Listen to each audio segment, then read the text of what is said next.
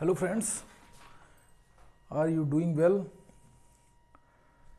And today now we start mineral portion of class 10th. This is geography session. खैर हम अब आपके तरीके से आपके टॉपिक पे आते हैं। क्लास में हम ज्योग्राफी सेशन का भारत में खनिज और ऊर्जा संसाधन शुरू करना चाह रहे हैं और उसके संबंध में हम एक रिव्यू इसके माध्यम से आपको देंगे। इस वीडियो के माध्यम से आप इसे ध्यान से सुनेंगे और उसके बाद कमेंट के माध्यम से अपना विचार व्यक्त करेंगे।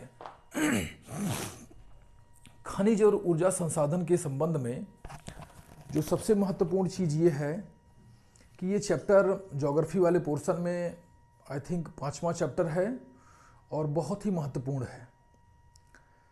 तो सबसे पहले तो ये इम्पोर्टेंट हो जाता है कि खनिज क्या होता है, किसे खनिज कहते हैं। खनिज एक प्रकार का ऐसा पदार्थ या एक ऐसा तत्व जो भूगर्भिक उत्खनन के फलस्वरूप प्राप्त किया जाता है। भूगर्भिक उत्खनन का क्या मतलब है? जिसे हम पृथ्वी के अंदर से प्राप्त करते हैं, यानी भूमि के अंदर से प्राप्त करते हैं। अब इस भूमि के अंदर से प्राप्त हुए पदार्थ को या तत्व को हम खनिज कहते हैं। खनिज क्यों कहते हैं? क्योंकि ये शुद्ध रूप में नहीं रहता, ये बहुत सारे तत्वों का मिला जुला रूप में प्राप्त होता है। सारे के सारे एक दूसरे से जुड़े हुए होते हैं, जिनको हम शोधन के माध्यम से साफ करके और फिर जो है कोई धातु प्राप्त करते हैं। उदाहरण के लिए क्या है कि जैसे मान लीजिए धरातल के अंदर से जब जो खनिज पदार्थ होता है उनका उत्खनन हम करते हैं, तो जो लौह अयस्क होता है, लौह अयस्क का भी उत्खनन हम जो है भूगर्भ से ही करते हैं, यानी जमीन के अंदर से ही उसका खनन होता है। तो लौह का तो मतलब हो गया लोहा, लेकिन अयस्क का क्या मतलब होता है? अयस्क का मतलब वो होता है कि जो भी पदार्थ जमीन के अंदर से प्राप्त होते हैं उनका उसके साथ जो अशुद्ध तत्व मिलते हैं उसी को अयस्क कहते हैं। अब ये अशुद्ध तत्व क्या है? अशुद्ध तत्व का मतलब हो गया कि बहुत सारे खनिजों का अंश होता है और उसमें कुछ मिट्टी होती है। ये सारे के सारे एक ही में मिले हुए होते हैं, क्योंकि जमीन के अंदर अत्यधिक तापमान और अत्यधिक दबाव के फलस्वरूप खनिज बनते हैं। तो ये जो खनिज बने हुए होते हैं, तो ये सारे के सारे एक दूसरे में इतना मिले होते हैं, मतलब खनिज और लौह या कोई भी किसी प्रकार की धातु, वो आपको उसमें अलग करना इतना आसान नहीं होता। उसको जो हम एक रासायनिक क्रिया के फलस्वरूप ही अलग कर पाते हैं, वो सब के सब एक ही में मिले हुए होते हैं। तो इसी नाते उसको अयस्क कह देते हैं और उस अयस्क को ही शोधन के माध्यम से कोई भी खनिज प्राप्त करते हैं। जिस खनिज का वो अयस्क होता है, उस अयस्क के माध्यम से उस खनिज को हम प्राप्त करते हैं। जैसे लौह अयस्क के माध्यम से लोहा प्राप्त कर लेते हैं, और भी सारे खनिज हैं जिनके माध्यम से वो धातुएं हम प्राप्त करते हैं। अब आते हैं मुद्दे पे। सबसे इंपॉर्टेंट चीज यहां पे ये है कि भूगर्भ का क्या सेंस है। भूगर्भ का मतलब ये है कि ऐसे पदार्थ, ऐसे तत्व जो भी भूगर्भ के अंदर संचित होते हैं। अब संचित क्या कोई इकट्ठा करता है? नहीं। वो क्या होता है, पृथ्वी के अंदर के आंतरिक दाब के फलस्वरूप जो तापमान और दबाव उत्पन्न हो रहा है, उसी के कारण जो है ये खनिज तत्व जो है पृथ्वी के ऊपरी परत में आके संचित हो जाते हैं और फिर हम इसे उत्खनन ऊपर से खन के या खनन बहुत अंदर तक खन के प्राप्त कर लेते हैं। ठीक। अब यहां पे समझने वाली बात है कि खनिज तो हम प्राप्त कर लिए, लेकिन खनिज किस तरीके का है? खनिज देखो दो तरीके के होते हैं, एक होते हैं धात्विक और एक होता है अधात्विक। धात्विक खनिज का क्या मतलब है? अब धात्विक खनिज का मतलब होता है जिनसे हम धातुएं प्राप्त करते हैं। धातु कौन कौन सा होते हैं? जैसे लोहा हुआ, तांबा हुआ, पीतल हुआ, ठीक, ये एल्युमिनियम हुआ, ये सारी की सारी क्या है? ये धातुएं हैं। धातुएं जो धातुओं के खनिज होते हैं, इनके माध्यम से किसी न किसी किसी न किसी चीज का निर्माण हो सकता है, इनके माध्यम से निर्माण हो सकता है। जब लौह अयस्क निकाले तो लौह अयस्क के माध्यम से लोहे की छड़ बन जाती है, लोहे के गेट बन जाते हैं, लोहे की बहुत सारी चीजें, बहुत सारी वस्तुएं लोहे की बनती हैं, आपको पता ही है। और अधात्विक का मतलब क्या होता है? अधात्विक का मतलब होता है जो धातु रूप में नहीं होते हैं। अब धातु रूप में नहीं है का क्या मतलब है? धातु रूप में नहीं है का जैसे मतलब हो गया कोयला। अब कोयला क्या है? कोयला मेटल तो है नहीं, ये नॉन मेटेलिक है, यानी ये अधातु है। अब कोयले का क्या होगा? सीधे उपयोग किया जाएगा, और सीधे उपयोग करने के बाद ये किसी और काम लायक नहीं रहेगा। अगर जो कोयले का एक बार हम जलाने में उपयोग कर देते हैं तो क्या दोबारा उसका उपयोग कर पाएंगे? कतई नहीं कर पाएंगे। तो यही अधातुएं होती हैं। अधातुओं का प्रयोग हम सिर्फ एक बार ही कर पाते हैं, और ये जो है ये ठोस अवस्था में नहीं होती हैं। ये ठोस होती हैं, लेकिन इनकी ठोसता ऐसी नहीं होती है कि उसके माध्यम से किसी और वस्तु का निर्माण किया जा सके। ठीक, जैसे लोहा, कोयला हो गया, कोयला के बाद हो गया चूना हो गया। चूने का प्रयोग समझते हैं आप लोग किस में यूज होता है, उससे किसी और चीज का निर्माण नहीं किया जा सकता होता है। तो ये हो गया। उसके बाद क्या है? जिप्सम हो गया। जिप्सम के माध्यम से भी किसी और वस्तु का निर्माण नहीं किया जा सकता, इसका उपयोग सीधे कहीं एक जगह पे हो जाता है। इस प्रकार से ये अधातुएं हैं। अब अधातुओं को हमने जान लिया, धातुओं को हमने जान लिया। अब हम आते हैं, जैसे ये सारे के सारे एक एनर्जी के सोर्स हैं, इन सभी के माध्यम से कोई ना कोई उद्योग धंधे कल कारखाने चलते हैं। ठीक, तो सबसे इंपॉर्टेंट चीज ये होती है कि इन उद्योग धंधे कल कारखानों में जो सबसे महत्वपूर्ण चीज होती है ऊर्जा।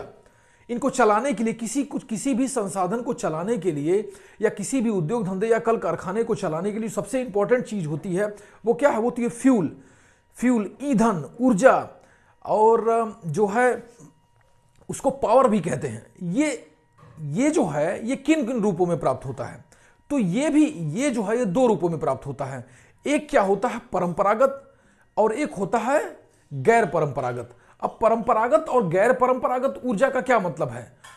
वो परंपरागत और गैर परंपरागत ऊर्जा का ये मतलब है कि जिसमें परंपरागत ऊर्जा जो होती है वो ये है जिसका हम अपने ऊर्जा के रूप में, एक संसाधन के रूप में प्रयोग कर रहे हैं। जैसे क्या हुआ? कोयला हो गया। कोयला हुआ तो कोयला क्या है? ये एक परंपरागत है, इस तरीके से हम यूज करते चले आ रहे हैं। ठीक, और उसके बाद अगर जो हम कहें सौर ऊर्जा, तो सौर ऊर्जा क्या है? ये गैर परंपरागत है, यानी इसका क्या है? हम अपनी परंपरा में उपयोग नहीं कर रहे हैं। ये नवीकरणीय है, यानी नए ढंग से वैज्ञानिक तकनीक के माध्यम से इसको जो है हम अपनी ऊर्जा आवश्यकता की पूर्ति के माध्यम के रूप में प्रयोग कर रहे हैं। ठीक, अब यहां पे समझ में आया परंपरागत में क्या है?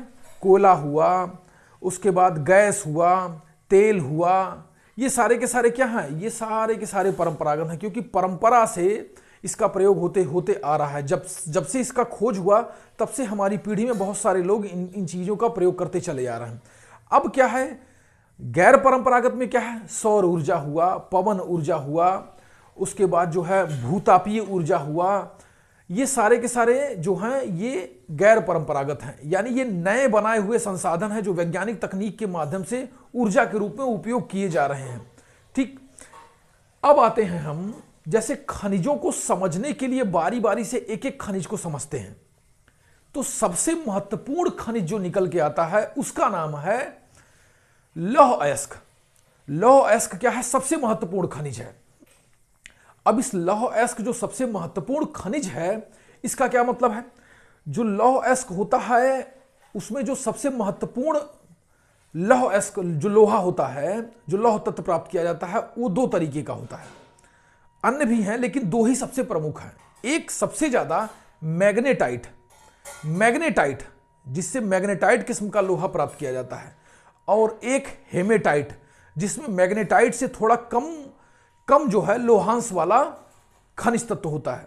अब इन दोनों को समझ लेते हैं। जो मैग्नेटाइट होता है, इसमें इस लौह अयस्क में जो लौह तत्व होता है उसकी मात्रा सबसे ज्यादा होती है, यानी 60 से 70% लोहा होता है मैग्नेटाइट लौह अयस्क में। ठीक, अब दूसरा आते हैं हेमेटाइट में भी लौह अंश है, लेकिन इसमें 50 से 60% तक लौह तत्व की मात्रा पाई जाती है इस हेमेटाइट लौह अयस्क में। अब हम समझते हैं कि हेमेटाइट जो लौह अयस्क होता है ये इसमें लौह तत्व की मात्रा अधिक होने के चलते इसका ज्यादातर उपयोग जो है इलेक्ट्रिक इंडस्ट्री में होता है, यानी विद्युत उद्योग में होता है। जिन उद्योगों से विद्युत प्राप्त की जाती है, यहां से क्या है, यहीं पे इनका सर्वाधिक उपयोग होता है। यानी जो विद्युत निर्माण से संबंधित जो उद्योग हैं, कल कारखाने हैं, वहां पे ही मैग्नेटाइट खनिज का या मैग्नेटाइट अयस्क का सबसे ज्यादा प्रयोग होता है। ठीक। और जो हेमेटाइट है, हेमेटाइट लौह अयस्क का उपयोग जो है ये ज्यादातर लोहा इस्पात उद्योग में होता है, जो आयरन स्टील इंडस्ट्री होती है। ठीक। इसमें इस हेमेटाइट किस्म के लौह अयस्क का उपयोग होता है। अब तो हो गई ये बात। अब हम जानने का प्रयास करते हैं कि ये खनिज तत्व मिलते कहां कहां पे हैं। हमें भारत के संदर्भ में जानना है तो सबसे महत्वपूर्ण है हम भारत के क्षेत्रों में जानेंगे कहां कहां पे ये खनिज हैं। अब सबसे पहले जो लौह अयस्क के मामले में हम जिसके बारे में पढ़ते हैं वो है झारखंड। झारखंड राज्य में आते हैं तो झारखंड राज्य में दो जगह हैं, एक मयूरभंज है और एक क्योझर है। मयूरभंज और क्योझर नाम के जिले में एक गया है, एक जो है गोया है और एक है नवा मंडी। गया और नोवा मंडी नाम के स्थान पे, गया और नोवा मंडी नाम के स्थान पे जो है यहां पे लौह अयस्क प्राप्त किए जाते हैं।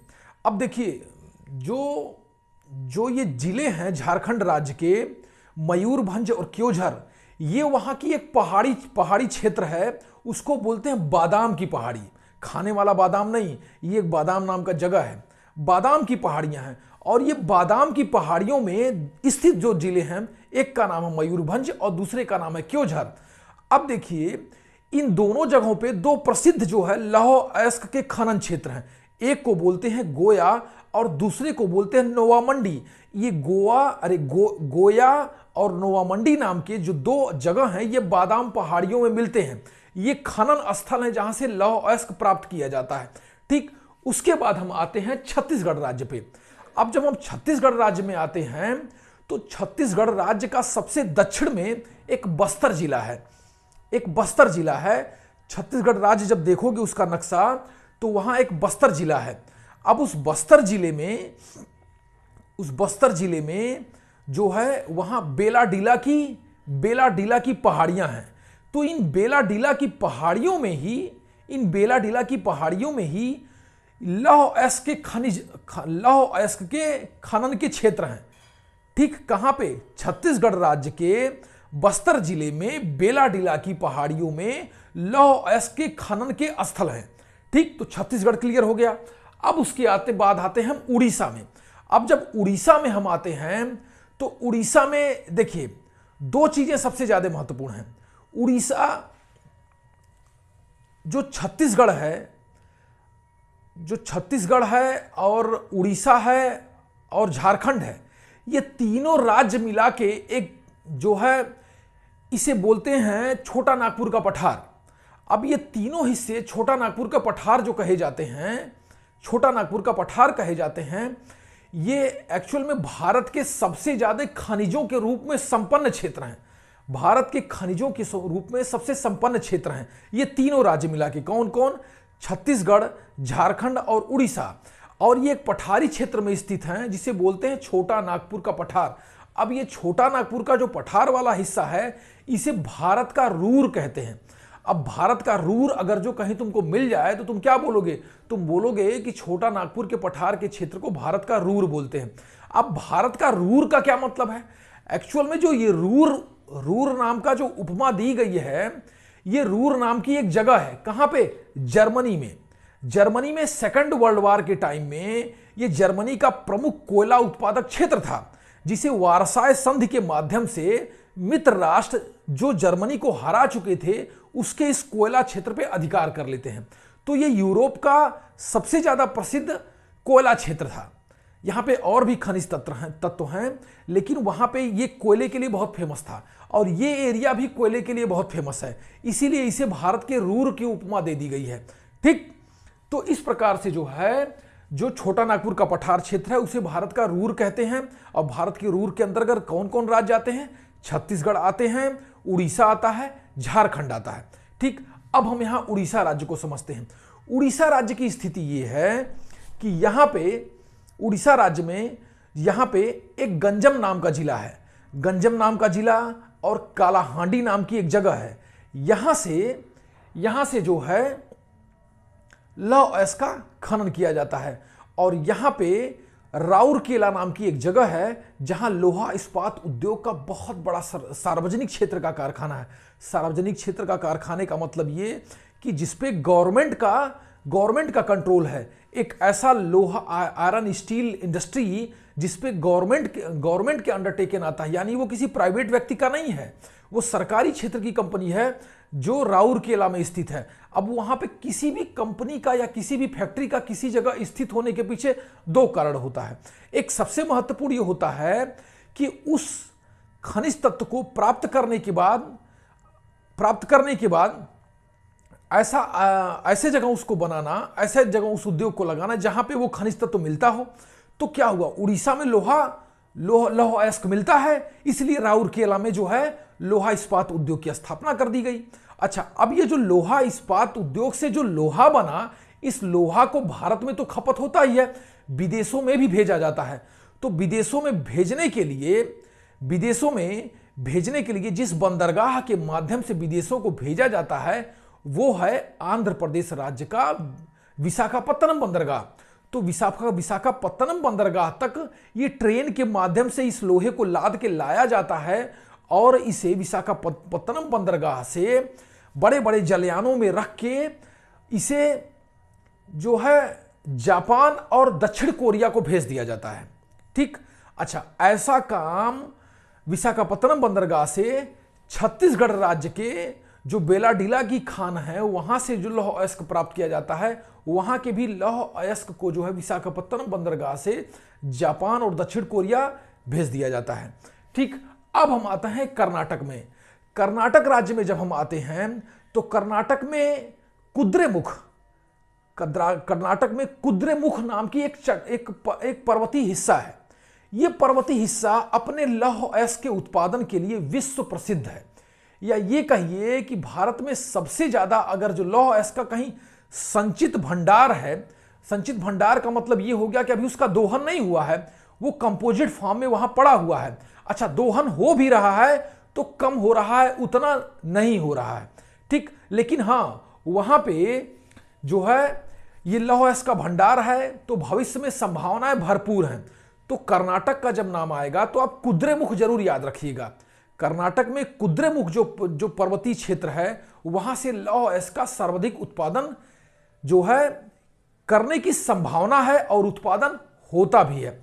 ठीक, तो कुद्रेमुख क्षेत्र हो गया, और उसके बाद बेल्लारी क्षेत्र हो गया, उसके बाद चिकमंगलूर हो गया। चिकमंगलूर नाम के जिले में एक पर्वत क्षेत्र है जिसे बोलते हैं बाबा बूदन की पहाड़ी। क्या बोलते हैं? चिकमंगलूर जिले में एक बाबा बूदन की पहाड़ी है, और उस पहाड़ी क्षेत्र पे लौह अयस्क का खनन किया जाता है। तो ये कर्नाटक के कुछ प्रमुख क्षेत्र हो गए हैं जिनको मैंने आपके इस मैप पे दिखाया है। अब आप ध्यान देंगे, मैंने जो है भारत में लौह अयस्क के क्षेत्र को दिखाया है। तो लौह अयस्क के क्षेत्र के बाद उसके बाद हमने राज्यों का नाम लिया है। तो सबसे पहले झारखंड लिखा है, तो नंबर 1 पे झारखंड लिखा है, नंबर 2 पे छत्तीसगढ़ लिखा है, नंबर 3 पे उड़ीसा लिखा है, नंबर 4 पे कर्नाटक लिखा है। तो नंबर 1 पे झारखंड है, तो झारखंड की स्थिति हमने नंबर 1 के माध्यम से दिखा दी है। अब क्या है, छत्तीसगढ़ राज्य की स्थिति हम नंबर 2 के माध्यम से दिखा देते हैं, यहां पे है। और फिर उड़ीसा राज्य की स्थिति नंबर 3 के माध्यम से है, तो हम यहां नंबर 3 के माध्यम से उड़ीसा राज्य की स्थिति दिखा दे रहे हैं यहां पे।